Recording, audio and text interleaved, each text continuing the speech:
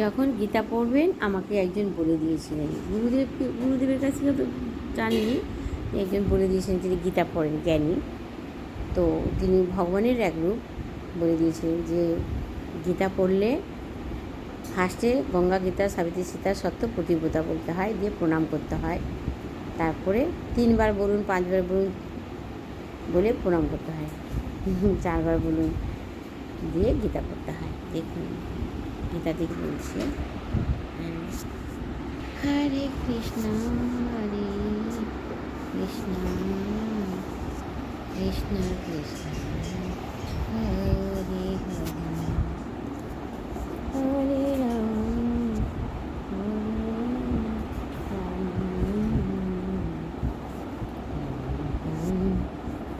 হরে হরে,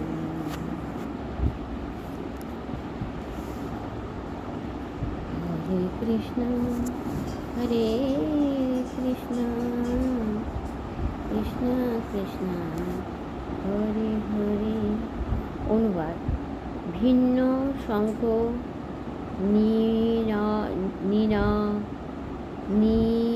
নিনাদের সেই শব্দ ছিল প্রচণ্ড, তা আকাশ ও পৃথিবীকে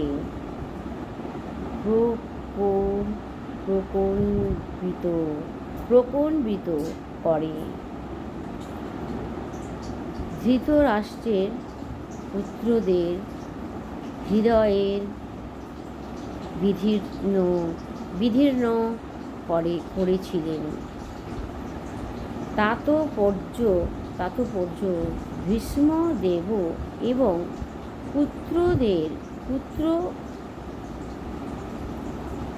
তাৎপর্য ভীষ্মদেব এবং দুর্যোধনের পক্ষে অন্যান্যরা যখন শঙ্খ বাজাইয়েছিলেন, তখন পাণ্ডবদের বুক ভয়ে কেঁপে উঠেনি। কেন বলুন তো? যিনি ভগবানকে স্মরণত করেন, যিনি প্রভুর সেবা করে, গুরুজনদের সেবা করে, যারা কোনোদিন কারো ক্ষতি করেনি, কোনোদিন ক্ষতি করেনি, কেননা তিনি জানেন যে এই ধন সম্পত্তি তো সব প্রভুর।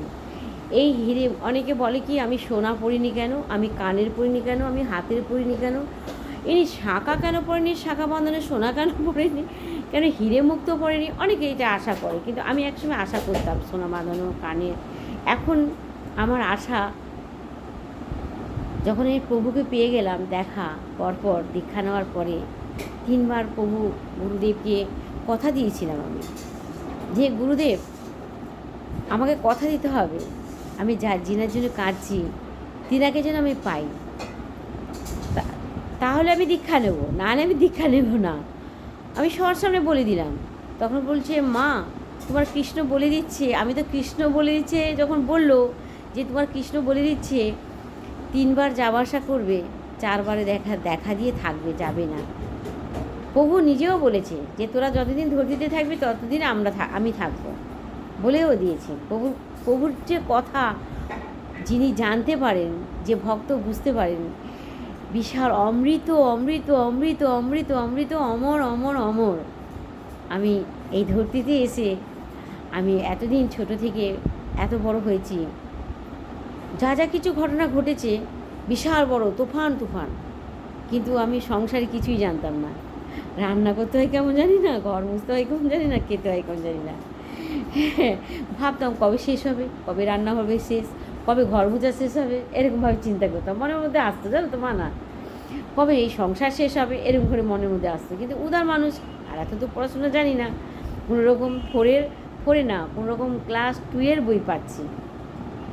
তখন আমার বিয়ে হবে, আর তখন একটু আমি দেখতে শুনতে একটু ভালো ছিলাম, আর চুলও ছিল আমার একদম কোমর পার হয়ে গেছিলো। প্রাণীরা চুল দেখেই বিয়ে করেছেন, তখন তো চুল কাটতোই না।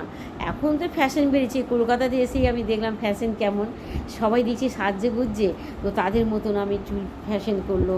বা আমার চুল টকটকে লাল ছিল, একদম ইংরেজদের মতো লাল ছিল, চিকচিক চিকচিক করতেন। কারণ আমি গরু চড়াতাম, প্রভু যেমন বৃন্দাবনে গরু চড়াতেন তেমন আমি গরু চড়াতাম। বাপের বাড়িতে গরু ছিল, গরু চড়াতে যেতাম মাঠে ভাই বোনদের নিয়ে, কাকা জ্যাঠার মেয়েকে নিয়ে, বিনাদি গেলিদি লালুদা এইসব নিয়ে, মালুদা যায়নি, লালুদা আমরা সব যেতাম গরু চড়াতে। তো সেই কাহিনিগুলো আমার ছোটো থেকে মনে পড়ে যায়, বা প্রভু আমাকে স্মরণ করে দেয়, আমাকে তো ভুলিয়ে দেয় সব কিছু, কখনো ভুলিয়ে দেয় কখনো মনে করায়। তো প্রভুর হাতে হাত আমার সব কিছু, এই সংসার, প্রভুর ছেলে মেয়ে, প্রভুর যে সব কিছু প্রভুর হাতে সব। যখন আমি বাজার করে উঠেছি রিক্সাতে, একটা 30 বছরের ছেলে প্রভুর মতন হাঁটাঘাটা দেখতে, রিক্সাতে উঠে বসেছি, দুটো হাতে প্লাস্টিকের ব্যাগ। আমি হাঁটতে গেলে আমার বাজার যে কোথা থেকে আসে আমি নিজেও জানি না, ঘর থেকে বেরোই ভাবে কিছু করব না, কিন্তু বাজারে ঢুকলেই মনে হয় এইটা নেবো, ওটা নেবো, ওটা নেবো, অনেক কিছু লাগে। তো দুটো হাতে প্লাস্টিক ভর্তি। উঠেছি, উঠে অনেক কষ্ট করে উঠে বসেছি। কাকিমা কোথায় যাবেন? বাবা আমি তো জানি না কোথায় যাব। তুমি জানো আমি কোথায় থাকি?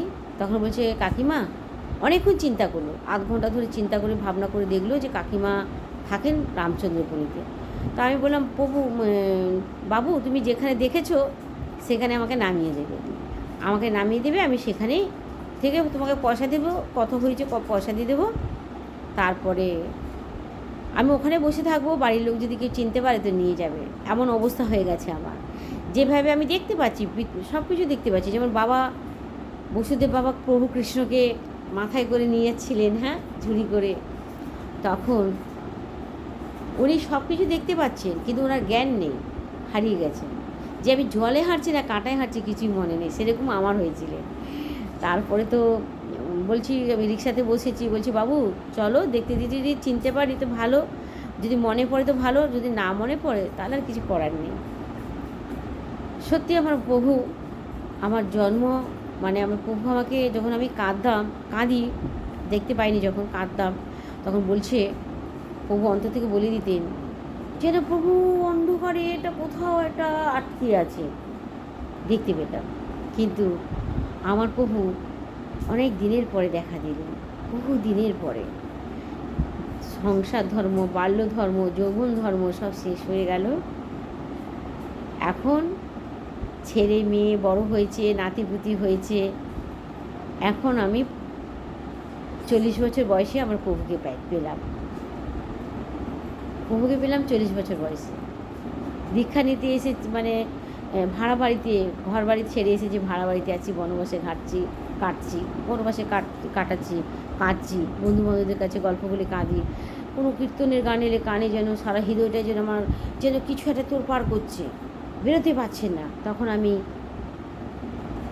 জানতে পারতাম না যে কে। তখন আমাকে পাশে এক মেদিনীপুর জেলার এক দিদি আছে, আর এক আমার বান্ধবী চুড়ির দোকান দিতেন, তিনি বললেন যে তোমার নিশ্চয়ই কোনো ভগবান পূর্বকাল থেকে আছে, তুমি তিনারকে পাচ্ছ না বলে হয়তো তোমার কান্না ভেসে আসছে, দীক্ষা নিয়ে নাও, হয়তো আসতে পারছি না, তুমি দীক্ষা নিচ্ছ না বলে।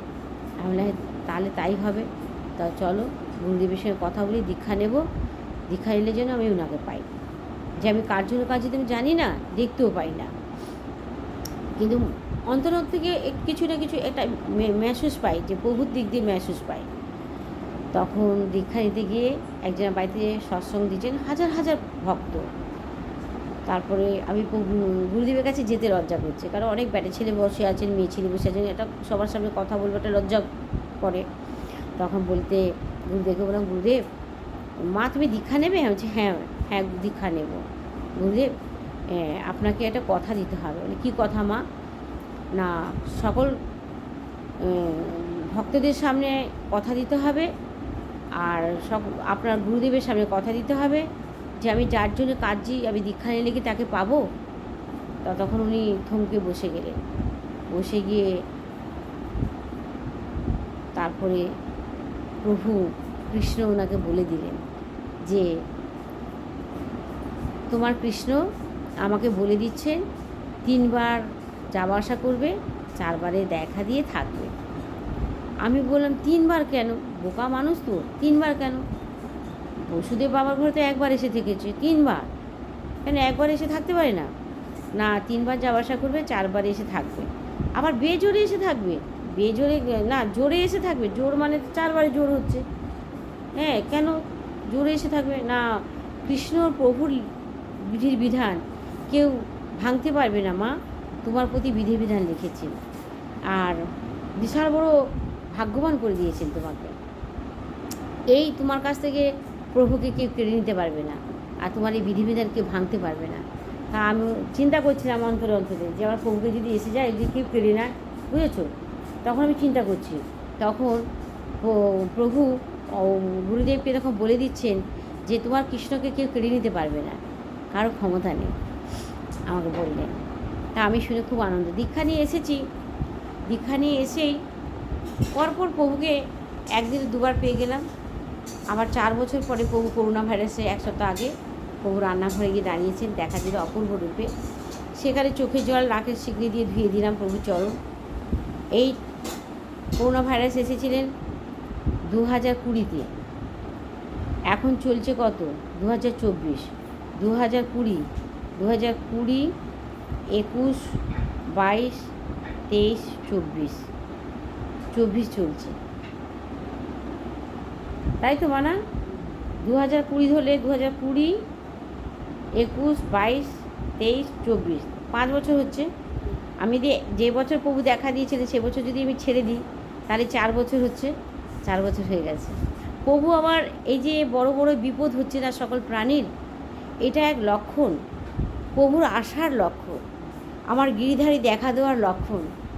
গিরিধারী বলেই দিয়েছে যে এইভাবে আমি এসে বিনাশ করব নির্দয়াদের, আর পৃথিবী অসহায় প্রাণীদেরকে চরণে ঠাঁই দেবে।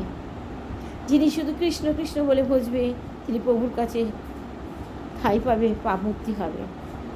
তো আমি এখন গীতাতে এই ভিডিও বলে ছাড়ছি সকল ভক্তদের কাছে যে এই পৃথিবীতে যে এই শুধু নারী বলে না, এক পুত্র, এক মায়ের, আমি তখন বড় বাগানে ভাড়া ছিলাম, সেই এলাকার লোক সবাই জানে, এক বাচ্চা ছেলে 15-16 বছর বাচ্চা, পার্ক আছে একটা, বাচ্চাটা ঘুরিয়ে মার কাছে আসছে, মা ডাকছে কোচিনে যাবি, আয় বাবা আয়।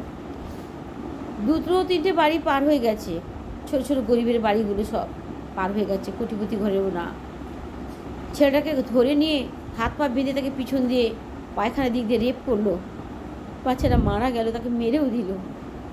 হাজার হাজার ভক্ত বেরিয়ে গেছে শুধু এই নির্দয়দের জন্যে। এই মার কলঙ্ক, যে সন্তানকে যে মা গর্ভে ধরে, সে মা সত্যনারায়ণকে মানত রাখতে হয়, যে মূর্খ হলেও সত্যনারায়ণকে মানত করতে হয় যে আমি তো লেখাপড়া জানি না, মূর্খ, আমার যে গর্ভে সন্তানটা আসছে, ছেলে হোক মেয়ে হোক, প্রভু তুমি হয়ে এসো, যেন কুলক্ষণ না হয়ে আসে, কোনো অসুর না হয়ে আসে, এই মায়ের গর্ভ যেন বদনাম না হয়। এত বড় এত বড় বড় বড় বিপদ, আমার এই গোবিন্দ আসার লক্ষণ, আমার গোবিন্দ এই 4 বারে ধরা দেওয়ার লক্ষণ। এটা অমর অমর কথা দিয়েছে, অমর অমর কথা, অমৃত অমৃত কথা দিয়েছে আমার এই নাথ, তিনি নাথ কৃষ্ণ প্রভু গোপাল।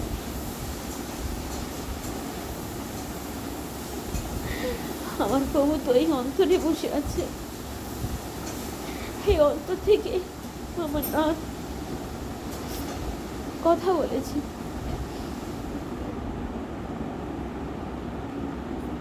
কিন্তু এই চোখের জলে দাও আমার প্রভু কৃষ্ণ দেখতে পাচ্ছে, দেবেই।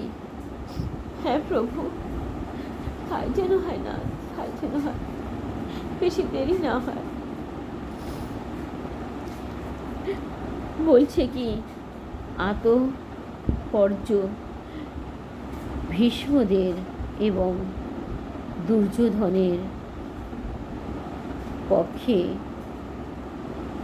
অন্যান্যরা যখন শঙ্খ বাজালেন, শঙ্খ বাজিয়েছিলেন, তখন পাণ্ডবদের বুক ভয়ে কেঁপে ওঠেনি। কেন জানেন কেঁপে ওঠেনি ভয়ে? কেন বলুন তো? তিনি তো জানেন স্বয়ং কৃষ্ণ আছে। তেমন আমিও বলছি আমার স্বয়ং গিরিধারী কৃষ্ণ আছে। আমি এই গীতা ছুঁয়ে আমি বলছি, আমার গীতা ছুঁয়ে বলছি, আর আমার সদ্গুরুদেবের দিব্যি দিয়ে বলছি, কখনো আমি গুরুদেবের কোনো সন্তান মিথ্যে বলবে না। আমার সদ্গুরুদেব দিব্যি, আমার সদ্গুরু মাতা দিব্যি, বড় ভাই দিব্যি, দুজন বড় ভাই দিব্যি, আর আমার ঋত্বিক গুরুদেব পিতার দিব্যি। তিনি যে কথা দিয়ে গেছেন, বিশাল বড় বিধির বিধান কথা দিয়ে গেছেন, এই বিধির বিধান, আমার গোবিন্দর বিধির বিধান কেউ ভাঙতে পারবে না, কেউ ভাঙতে পারবে না। হ্যাঁ প্রভু, তাই হোক না, তাই হোক। হ্যাঁ প্রভু, দেরি না করো না, দেরি না করো। প্রভু বলছে বেশি দেরি হবে না। ভয়ঙ্কর ভয়ঙ্কর ভয়ঙ্কর ভয়ঙ্কর অমর অমর অমৃত অমৃত বিপদ, যেমন প্রভু অমর অমৃত ঢেলে গেছেন, যেমন প্রভুর বাণী অমৃত অমৃত অমৃত অমৃত অমর অমর অমর, তেমন অমর অমর অমর অমর অমৃত অমৃত বিপদ, বড় বড় বিপদ। হ্যাঁ প্রভু, দেরি করো না, না দেরি করো না।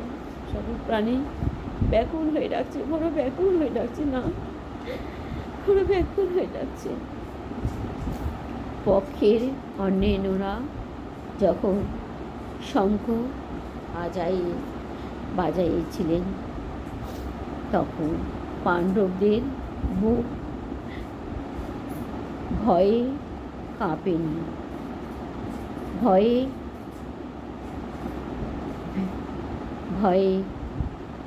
কেঁপে ওঠেনি। বলছে সেই ধরনের ঘটনার উল্লেখ নেই। কিন্তু কেন জানলেন তো এবার? প্রভু যেখানে থাকে সেখানে ভয় নেই। রাস্তাঘাটে যেখানে চলো না কেন, সবসময় শুধু হরে কৃষ্ণ হরে কৃষ্ণ হরে কৃষ্ণ হরে কৃষ্ণ হরে কৃষ্ণ, রাধাস্বামী কৃষ্ণ রাধাস্বামী কৃষ্ণ রাধাস্বামী কৃষ্ণ, গীতা কৃষ্ণ গীতা কৃষ্ণ বলে ডাকতে থাকুন। তিনি মালিক, তিনার উপরে কেউ নেই। বলছেন কি, তিনার ভক্তকে যে কষ্ট দেন, তিনার ভক্তকে যে কাঁদান, তিনার ভক্তকে যে লাঞ্ছনা গঞ্জনা দেন, অত্যাচার করেন, তিনি তার বিচার করেন। একদম সত্যি সত্যি তাই হয় বহু, তাই হয়। আমার নাথ বলে দিচ্ছেন। কিন্তু এই শ্লোকে উল্লেখ করা হয়নি, হয়েছে যে পাণ্ডবদের শঙ্খ নাদে ধৃতরাষ্ট্রের পুত্রদের হৃদয়ে ভয়ে বিদীর্ণ হল। সেটি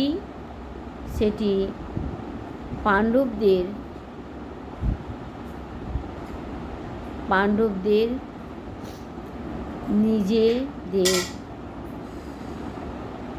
কারণে এবং ভগবান আমার প্রভু ভগবান শ্রীকৃষ্ণের প্রতি তাদের পূর্ণ বিশ্বাস ও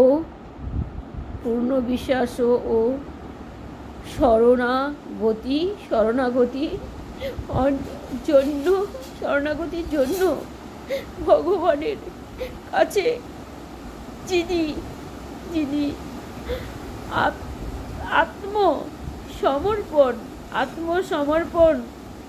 আত্মসমর্পণ করেন, তার মনে কোনো ভয় থাকে না, তার মনে কোনো ভয় থাকে না।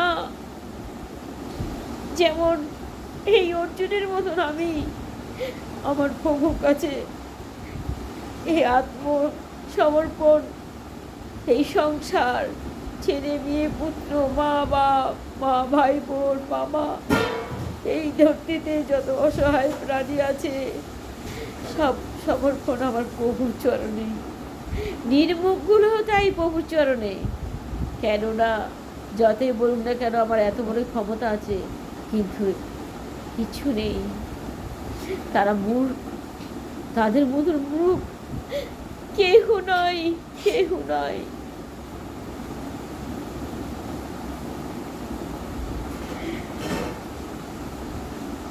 আত্মসমর্পণ করেন, তার মনে কোনো ভয় থাকে না। এমনকি চরম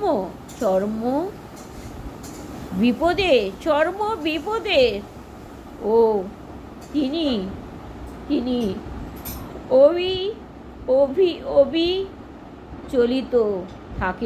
অবিচলিত থাকেন। জানেন ভগবান যে কতটা উদার, কতটা আপন। যে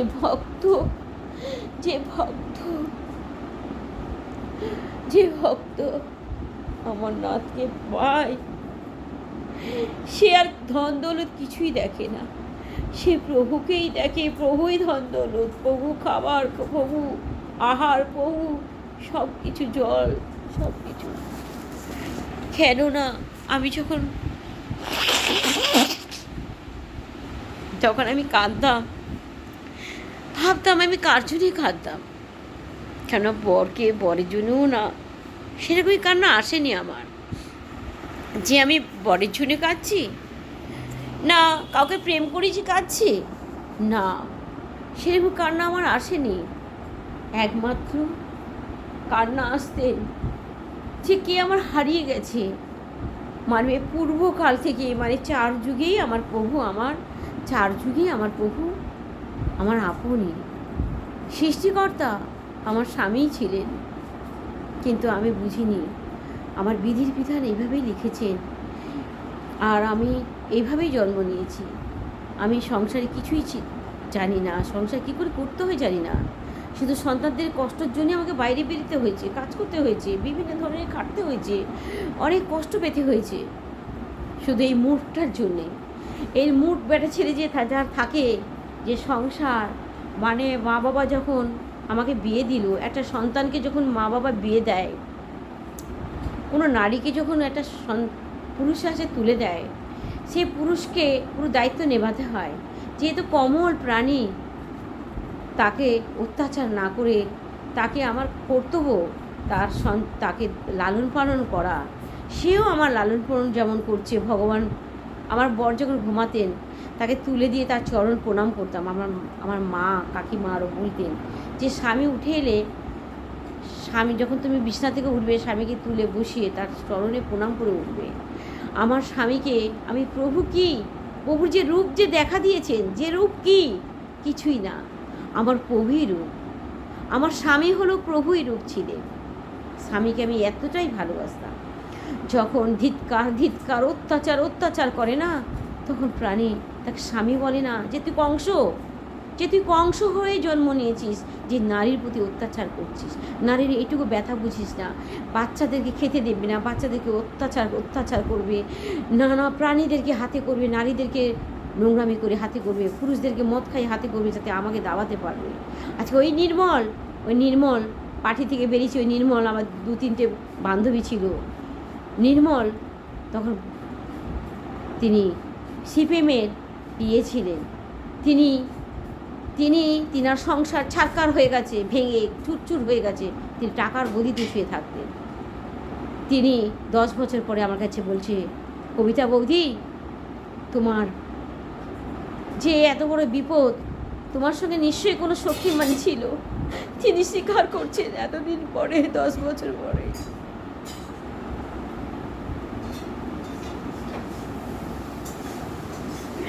আমি বলি, হ্যাঁ প্রভু, এরা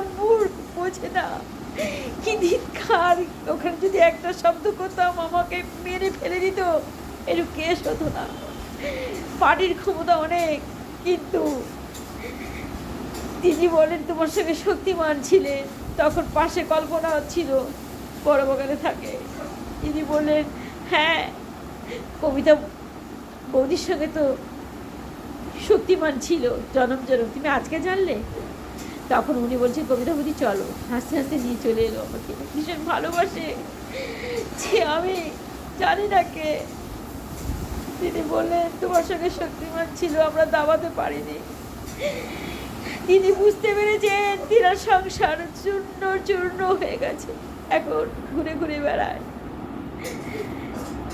আমি বলি আমার ভগবান যেন বেশি দেরি না করে, 4 বারে বেশি দেরি না করে আমার না সব দেখেছে, সব শুনেছে, সব কথা আমাকে বলেছে, যে আমি কীভাবে বাড়ি থেকে বেরিয়েছি, কিসের জন্য হয়েছি বলেছে। তখন নির্মল কি স্বীকার করছে জানেন? তোমার বর ভালো না, তোমার বর আমাদেরকে শিখিয়ে এই কাজটা করিয়েছিল। আমি বলি আমার বর তো মূর্খদেরকেই বোঝায়, যারা মূর্খ তাদেরকেই বোঝায়। হ্যাঁ প্রভু, সত্যি সত্যি তো অমৃত বুদ্ধি দিয়েছো তুমি আমাকে, অমৃত বুদ্ধি, অমর অমর অমর অমৃত বুদ্ধি। সহস্য করি করি প্রণাম করি না, জনম জনম প্রণাম লাও, তোমার মতো প্রণাম লাও না স্বামী আমার। আজকে আমি আমার স্বামী পেয়ে গেছি, স্বামীর মধ্যে স্বামী। যেমন মীরা পেয়েছিলেন, ওরকমই আমি পেয়ে গেছি।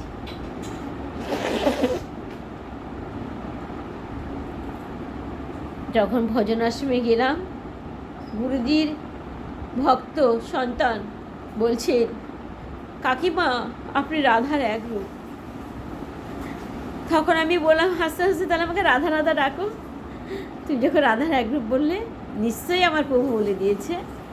আমি বুঝতে পেরেছি আমার প্রভু বলে দিয়েছে, তাহলে গুরুদেব বলে দিয়েছে, গুরুদেব পিতা বলে দিয়েছে। গুরুদেব চলে গেছিলেন হোলির 1 সপ্তাহ আগে, উনি চলে গেছিলেন। উনি মায়াপুর নবদ্বীপ। হ্যাঁ, আমার গোবিন্দ বলে দিচ্ছেন, পাশে বসে আছেন গোবিন্দ। এই দেখুন আমার পাশে আমার গোবিন্দ বসে আছেন, বলে দিচ্ছেন।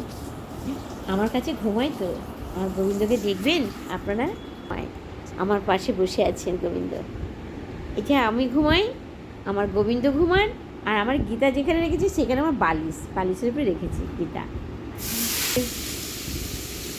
আমি কষ্ট কোনো প্রাণী না করলে, যে দীর্ঘজীবী প্রভুর জন্য কষ্ট করে কেঁদে যায়, লাঞ্ছনা গঞ্জনা সংসারে এসে, তিনি ভাববেন ভগবানের লক্ষণ, যে ঈশ্বর এটা বিধি বিধান লিখেছেন। হ্যাঁ, আমার নাথ বলে দিচ্ছে, দেখুন আমার অন্তর থেকে বলে দিচ্ছেন, দেখুন অন্তর্যামী নারায়ণ আমার স্বামী অন্তর থেকে জানিয়ে দিচ্ছেন, তিনার শক্তির উপরে কেউ নেই, কেউ নেই আমার নাথের শক্তির উপরে।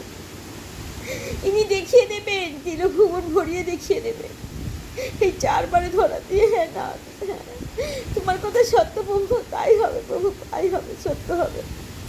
আমার নাথ বলে দিচ্ছেন, এই 4 বারে ভরিয়ে দেবেন তিলভুবন ব্রহ্মাণ্ড। হ্যাঁ প্রভু, তাই হোক প্রভু, তাই হোক, আমার কথাই হোক না, তাই হোক না, তাই হোক। দেখেছেন আমার নাথ বলে দিচ্ছেন, আমার মিচি মিচি নাথ, আমার মিষ্টি নাথ বলে দিচ্ছেন। বলছেন কি, যে যিনি ভগবান ভক্ত হন, সেই ভক্তকে যদি কেউ কষ্ট দেন, নানাভাবে যদি যন্ত্রণা দেন, তার বিচার ভগবান গোবিন্দ ছাড়ে না। বলছে আমি একটুকু ফাঁক দিই না সেই নির্মুখকে, তাকে। হ্যাঁ প্রভু, হ্যাঁ।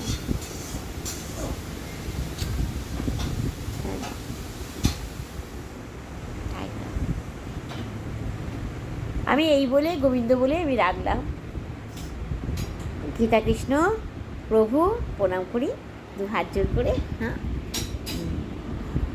2 হাত জোর করে প্রণাম করি। গীতা কৃষ্ণ প্রভু, এইটা পড়েছি, এটা মুড়িয়ে রাখি। আমার প্রভু যাওয়া আসা করেন, 3 বার যাওয়া আসা হয়ে গেছেন।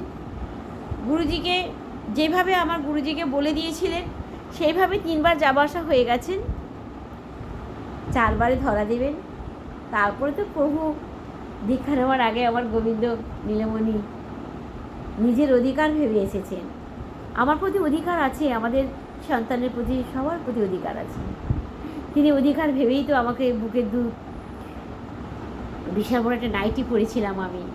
যে নাইটি পরেছি সে হাত গলাটা একটু বড়, তো ছাদের উপরে তিনি বুকের মধ্যে, আমি সোজা হয়ে গৌরাঙ্গকে ডাকছি, যে শুয়ে শুয়ে গৌরাঙ্গ প্রভু যেমন প্রভুকে ডাকে আমি ওইভাবেই ডাকবো বলে শুয়ে আছি। তিনি বুকের মধ্যে বসে সিংহাসন থেকে, ফটো থেকে বেরিয়েছেন আমার নীলমণি ছোট্ট, বেরিয়ে চাদর টেনে কীভাবে উঠলে, দুটো করে ইট দেওয়া আছে খাটে, খাটটা অনেক উঁচু, নিচে খাটে তলে জিনিস রেখেছি, ভাড়া বাড়ি, ছোটো ছোটো ঘর। তো তিনি খাটে বলে চাদর টেনে, এক হাতে তো মাখন, বাঁ হাত দিয়ে চাদর টেনে প্রভু অনেক কষ্টে উঠেছেন। উঠে আমার মাম বের করে দুধু চুষছে। তখন যখন মাম খাচ্ছেন তখন আমি ঘুমটা ভেঙে গেল, কে আমার মাম খাচ্ছে, তাকে দেখি গোপাল কৃষ্ণ। আমার যে কত ভাগ্যবান করে দিয়েছেন, যে ভক্ত প্রভুকে ভাবেন তিনি খারাপ ভাববেন না। তিনি জানেন মায়ের তো দুধু খেয়ে মানুষ হয়েছে সকল প্রাণী, কখনো খারাপ ভাববে না। তিনি দেখি না কুচকানে চুল এই অবধি একটু ঝুলে পড়েছে, আর একটা ঘাম এখান থেকে পাশ দিয়ে গড়িয়ে গড়িয়ে আসছে। গরমও পড়েছে তখন, এত কষ্ট করেছে জানেন।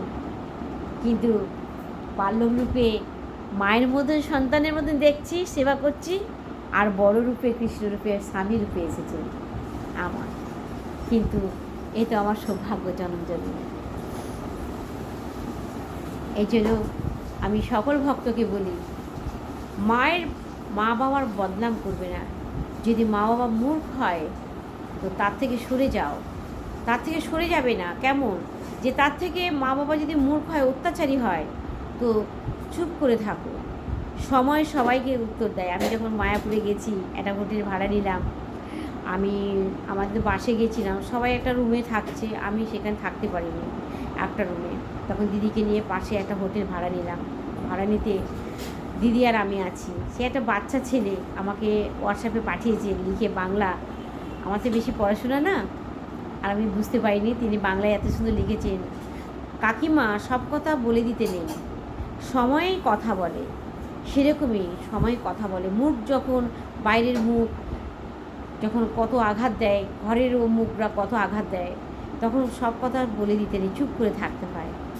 কিন্তু মানুষরা তো সহ্য করতে পারি না, বলে ফেলি, কিন্তু চেষ্টা করি যে গোবিন্দ আমাকে চুপ রাখার জন্য, চুপ করে যেন রাখতে দাও।